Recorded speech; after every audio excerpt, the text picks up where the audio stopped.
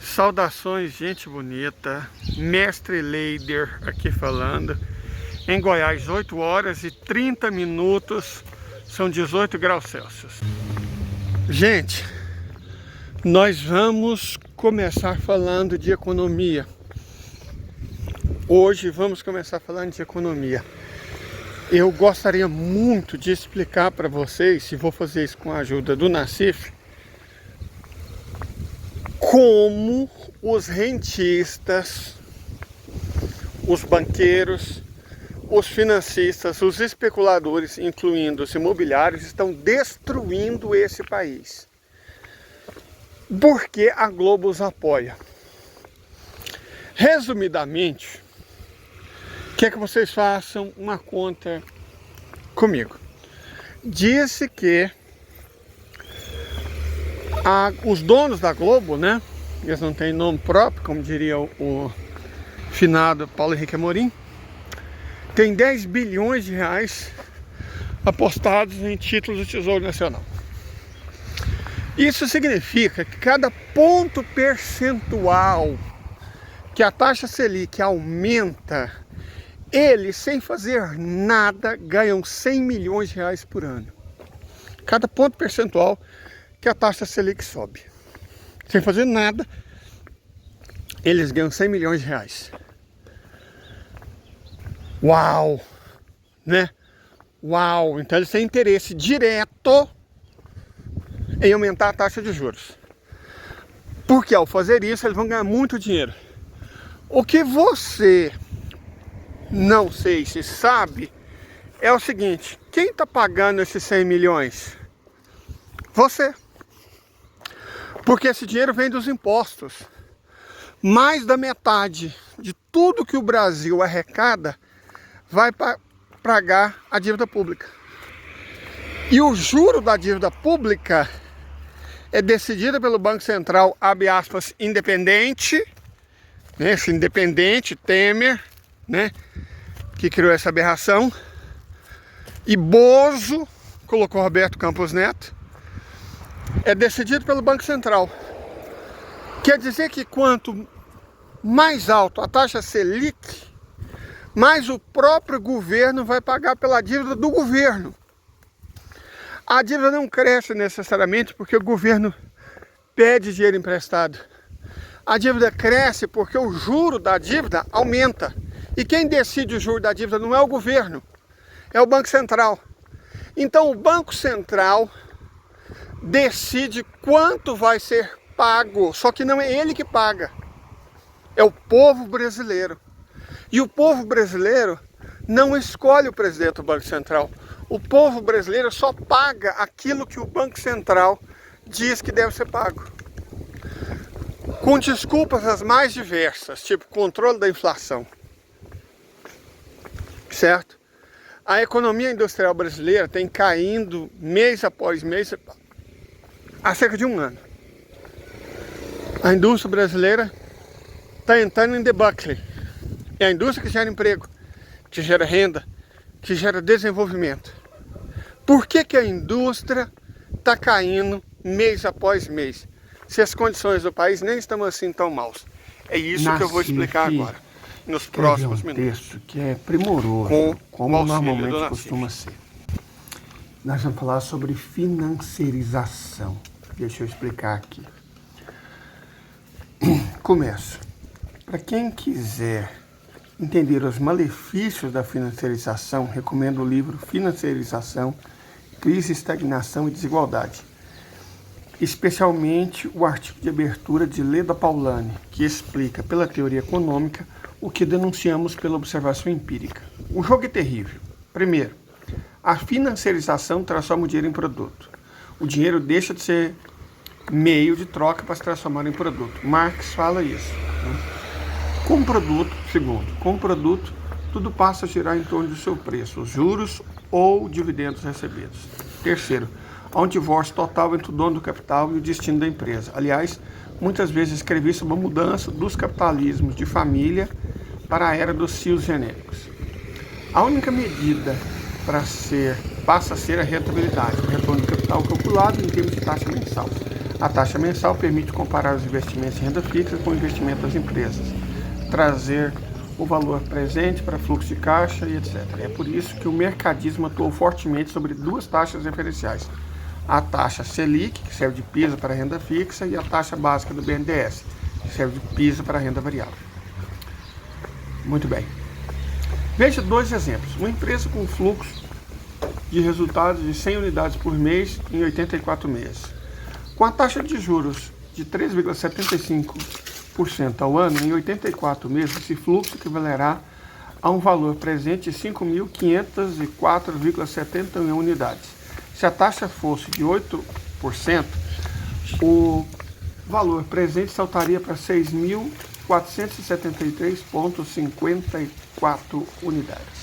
Portanto, bastou subir a taxa para o piso, imediatamente derrubar o valor da empresa em 15%, mesmo que o fluxo de resultados permaneça inalterado. É por aí que se entende as jogadas do mercado para manter a Selic em níveis elevados. Ela serve de parâmetro não apenas para a aplicação de renda fixa, mas para definir o valor presente de qualquer negócio da economia real. Deixa eu só fazer uma tradução aqui. Isso significa que quanto mais ele sobe a taxa Selic, não apenas eles ganham muito mais dinheiro recebendo dos impostos, porque é você que paga. A taxa Selic, deixa eu explicar uma coisa para você, camarada. É você que paga. É a taxa pela qual o Banco Central remunera a dívida. E quem paga essa remuneração? Adivinha? Seus impostos. Os impostos de todos os brasileiros estão pagando para os ricos ganhar dinheiro sem fazer absolutamente nada. E não só isso. Quando o Roberto Campos Neto e a turma dele, pessoal da Globo, aumenta a taxa de juros, o valor das empresas cai. A rentabilidade das empresas cai. Inclusive é por isso que o rendimento industrial vem caindo em taxas preocupantes. A indústria vem caindo faz quase um ano e não tem muita coisa que o Lula possa fazer sobre isso, porque quem define o ganho da indústria, na prática, é o Banco Central, que está trabalhando para os rentistas, que não gera emprego nenhum, pelo contrário, só tira dinheiro dos impostos do povo brasileiro. Nassif continua. O mesmo aconteceu com o BNDES. Uma empresa solicita um financiamento. Volte ao exemplo anterior. Supõe um financiamento de 10 milhões para um prazo de 84 meses. A uma taxa de 3,75 ao ano, a prestação seria de R$ 178.562,39. A 8% ao ano, cairia para R$ 153.847,41, uma queda de 14%. Como tudo é reduzido a uma taxa de retorno, há a financiarização de todos os produtos da economia. Os aluguéis sobem, os recebíveis e a própria rentabilidade das empresas, que cai à medida que os ganhos de capital aumentam. Vem daí essa loucura do imediatismo do CIL, já falamos sobre isso, de cortar custos loucamente, sem pensar na perpetuidade da empresa, porque o que interessa é o resultado do próximo balanço. Por isso que as empresas a médio e longo prazo vão acabar quebrando todas. Mais que isso, esse modelo é mantido pelas chamadas políticas de austeridade, de tratar todos os problemas com arroxo fiscal e juros elevados, é o que está quebrando os Estados Unidos. Essa política mata completamente a possibilidade de crescimento da economia, isso é, do setor privado. Então esses caras gostam de falar que defendem o capital privado, mas não defendem. O que estão defendendo é um enriquecimento de financista, de banqueiro, de especulador, incluindo imobiliário, à custa do dinheiro dos impostos de todos os brasileiros, de todas as pessoas. Porque isso está acontecendo nos Estados Unidos há muito tempo. E isso está quebrando os Estados Unidos. Quebrando não, quebrou. Mas, em uma economia estagnada, também essa possibilidade é restrita. Esse modelo corta as possibilidades de aposta no setor privado. A alternativa única passa a ser buscar essa rentabilidade diretamente na dívida pública, apostando nos títulos do Tesouro. E vem aí o terrorismo fiscal, que atinge diversas formas. Quando, por exemplo, o editorial diz que, abre aspas, gastança de Lula dá mais ganhos a rentistas, ele não está preocupado com mais ganho para os rentistas, mas em justificar o arroxo fiscal. Tem-se um país com orçamentos defasados em universidades, muitas áreas críticas com destaque pessoal, sem concurso há mais de uma década. E onde está o sinal da gastança? Segundo o editorial, na escalada da dívida pública. Só que essa dívida pública é resultado do aumento da taxa Selic, não do gasto do governo, mas do ganho dos financistas, dos rentistas, a partir do que todos os brasileiros pagam de imposto. Essa forma imediatista de pensar espalhou-se por todos os poros, transformando o Brasil em uma nação de terraplanistas financistas. É só conferir a comemoração da imprensa com o fim da saída dos presos, as críticas ao papel do Supremo Tribunal Federal, a transformação de Tarcísio de Freitas em governante eficiente apenas porque anunciou privatização e corte de despesas, sem sequer a mídia analisar que despesas seriam cortadas. Porque a festa com a queda do veto presidencial na questão da saída dos presos. Os estudiosos atestam que as saídas devidamente regulamentadas de presos sem periculosidade com bom comportamento, a maioria dos quais já cumpre pena no semiaberto, é boa para a ressocialização deles e para reduzir a tensão nos presídios. Os terraplanistas dizem que bandido bom é bandido morto. E a mídia? Sua única métrica é Lula. Se a decisão do Congresso significa a derrota de Lula, viva o terraplanismo penal. Porque o Lula enfraquecido é mais vulnerável às pressões, é de quem? Do mercado. Vamos lembrar quem que é o mercado? Que a Miriam Leitão diz que está preocupado, que está não sei o quê, que está nervoso, como se fosse gente. O mercado, gente, são os especuladores do mercado financeiro, são os banqueiros, são os especuladores do mercado imobiliário. É por aí que se entende saudar o desmonte da máquina pública, a desvinculação das receitas de educação e saúde, o pouco caso com a situação das universidades e institutos de pesquisa. Tudo porque a extraordinária influência do mercado, mídia, condicionou o país inteiro a se tornar uma matilha de ratos de Pavlov devorando a própria perna.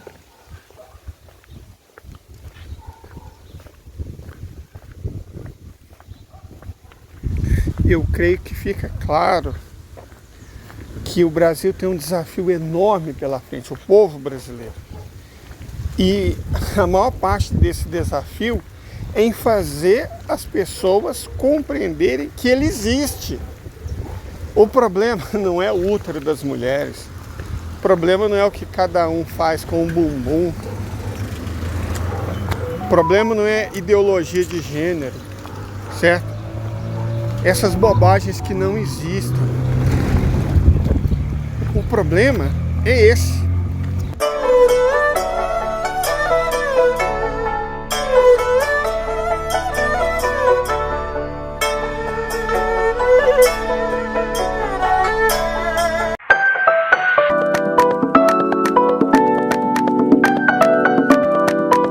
Pessoas, nós fomos interrompidos rapidamente pelo nosso intervalo comercial, né? E aí eu quero falar algumas coisinhas também a respeito disso. Esse não é normalmente o caminho que a gente faz para ir para casa da dona mãe, mas ele ajuda mais na reflexão porque não tem tanto movimento, eu posso conversar tranquilamente. Além disso, eu tô meio descapitalizado, nem tem dinheiro para passar e comprar alguma coisa para eles. Mas esse não é o problema.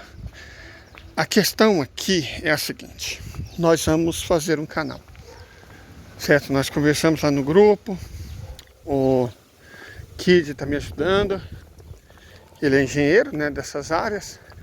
Então nós vamos construir nosso próprio canal. Por quê? Porque nós acabamos de ver que o Brasil tem grandes desafios, o mundo tem grandes desafios, e parte importante desses desafios reside no fato de que as pessoas sequer sabem que ele existe. A estratégia da extrema-direita, e eu vou deixar claro aqui o que é extrema-direita. Extrema-direita não é o Vítor Orbán. Extrema-direita não é ele. Ele é conservador, é outra coisa. Existe conservador até de esquerda, certo? O que é extrema-direita? A extrema-direita são os neoliberais, os que governam para o rentismo, para essa situação que eu, com a ajuda do Nassif, acabei de descrever. Essa é a extrema-direita. Enquanto todo mundo fica nessa de progressista versus conservador, dando a impressão que o progressismo é de esquerda e que os conservadores são de direita, com um objetivo claro. Qual que é o objetivo dessa pseudo-discussão? O objetivo dessa pseudo-discussão, vou chamar de discussão democrata de Colômbia, discussão PCBista, psolista, é jogar os pobres no colo da direita. Porque é isso que eles conseguem. jogaram os pobres no colo da direita. Porque eles falam, gente, esquerda é homem vestido de mulher pedindo voto. Esquerda, segundo essa gente, é a deputada realizando o sonho da vida dele, desfilando na São Paulo Fashion Week, ao mesmo tempo em que o Congresso Nacional, apinhado de crentes, de evangélicos, né, da bancada deles lá, está votando uma lei, vai passar, que condena o aborto a 20 anos de prisão, como homicídio. Eu não sou favorável ao aborto, eu sou católico. Mas a discussão não é o que eu concordo ou o que eu deixo de discordar. Não é o que a minha fé concorda ou o que a minha fé discorda. Isso não tem a menor importância no debate. A discussão aqui é o corpo da mulher. O Estado pode legislar sobre o corpo da mulher? Segundo os conservadores eleitos com a ajuda dos woke identitaristas, sim. O que a minha fé diz a esse respeito? O que a minha fé diz a esse respeito? Qual que é o lance católico? O lance católico é, lá no início do cristianismo, que a salvação é individual. Ela depende de Deus, é uma escolha de Deus e é individual. Não cabe a mim, portanto, julgar. Eu não julgo os pecados dos outros, eu não condeno os outros. Correto? Inclusive porque o judeu que fundou a minha religião disse claramente: não condenes para não ser condenado, não julgue para não ser julgado. E ele praticou isso em 2 episódios. O episódio da fonte com a samaritana, que era pessoa de outra religião. Jesus não foi lá condenar ela por ser de outra religião. E Jesus foi oferecer água viva. E no episódio muito famoso, machos escrotos versus mulher. Esse é o mais ilustrativo que nós queremos dizer. Tava lá uma carrada de macho escroto para assassinar uma mulher, com desculpa religiosa. Tava todo mundo preparado para apedrejar a adúltera. Sobre o adúltero não há palavra, só sobre a mulher. E aí eles perguntam para Jesus, né, Rabi, filho de Rabi, claro, o que era para fazer? Tipo assim, o que a lei diz? Que deve ser apedrejado até a morte. E aí Jesus estava lá escrevendo na areia para ninguém encher o saco dele. Mas aí as pessoas insistem. Jesus, né, com toda a paciência do mundo, levanta e fala, pô, tá aqui, o que a lei diz para fazer? Tem que ser apedrejado. Jesus, com toda a calma do mundo, levanta, pega uma pedra e fala, bom, quem não tiver pecado, que atire a primeira pedra. E aí os caras ficaram com vergonha, né? E começou a sair do mais velho para o mais novo. Então, Jesus não apenas pregou que não nos cabe julgar, não nos cabe condenar, como praticou, não julgando e não condenando. Mas os evangélicos que não são cristãos, os evangélicos são a seita davídica. Eles não são cristãos, eles não seguem o evangelho, eles seguem Davi. Mas esse nem é o caso. Qual é a religião dos evangélicos? Isso é um problema deles. Eles cultuam Davi, cultuam o demônio, cultuam o que eles quiserem, não é um problema meu. Não me cabe julgar. Mas o que eles estão fazendo? Com o apoio dos extremistas de direita, da bancada ruralista. A mulher que abortar mesmo em situação de estupro vai ser condenada a 20 anos de prisão e o médico junto. Cadê a deputada que estava desfilando na São Paulo Fashion Week? Esses são os wokeístas identitários. Esses são os progressistas. Vou falar uma coisa para vocês. Estou do meu coração, tranquilo. Levantei. Já tinha um roteiro pronto desde ontem. comecei a gravar, né? Tomei aquele banho, sabe? Eu mesmo faço meu creme, porque eu não posso com cheiro e asma, né? E essa época do ano é muito seca, então eu mesmo faço meu creme. Passei ele, rostinho, mãozinha, né? Para não ressecar tanto. E sem cheiro, só com as gotinhas de perfume, que é massa ser um homem cheiroso, né? Vamos exagerar tanto assim não. Limpinho, com calma, vim gravando o vídeo. Então, tranquilamente, eu falo, eles querem destruir o Brasil, querem destruir a sociedade brasileira, querem transformar o Brasil numa sociedade teocrática e violenta, como é o caso dos Estados Unidos, e principalmente, como é o caso do Estado de Israel. E se depender da esquerda identitária, quer dizer, eles se dizem esquerda, né? Esquerda é que defende a classe trabalhadora. A bandeira da esquerda é vermelha, ou preta, anarquista. A bandeira arco-íris é outra. A bandeira verde é outra. Perfeito? Ok. Falta-nos comunicar com o povo brasileiro. E não vai ser resolvido pelo Paulo Pimenta. O Lula até que começou, mas desistiu porque não estava dando audiência. Claro, o Lopes Obrador começou com audiência de 1000%. É óbvio que não. E aí ele conseguiu fazer grandes coisas. Certo? Conseguiu, num país católico, eleger uma judia. Num país machista, eleger uma mulher.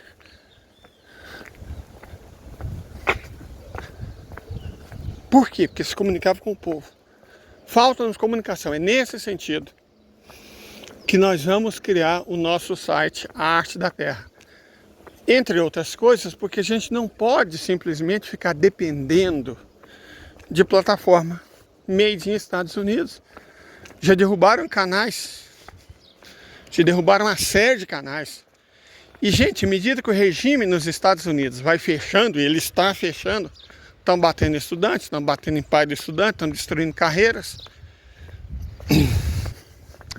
À medida que o regime nos Estados Unidos vai fechando, eles vão pressionar as plataformas que trabalham para eles. Tanto trabalho, gente, que o governo dos Estados Unidos não está pensando em fechar o YouTube. O governo dos Estados Unidos não está pensando em fechar o Instagram. Não está pensando em fechar o Facebook. Não está pensando em fechar o Waze. X, né? Sabe por quê? Porque eles trabalham para o governo dos Estados Unidos. Eles compartilham dados com o governo dos Estados Unidos. Então, quem está sendo ameaçado? Sabemos a rede, né? TT. A outra que também começa com T. A chinesa. A rede russa. Esses estão sendo ameaçados. Eles podem espionar o mundo inteiro, influenciar o debate no mundo inteiro, manipular o algoritmo no mundo inteiro.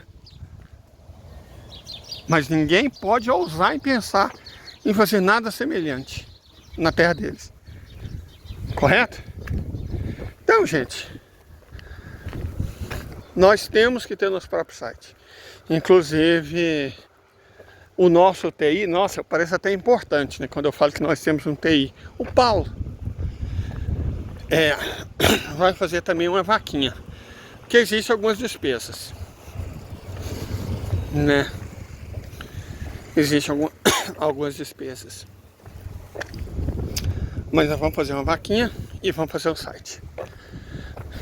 Vamos começar a Terceira Guerra Mundial em nós, com comunicação direta com as pessoas, sem medo de censura, sem medo de ter nosso direito de informar, de nos comunicar, de trocarmos ideias tolhido por plataformas norte-americanas.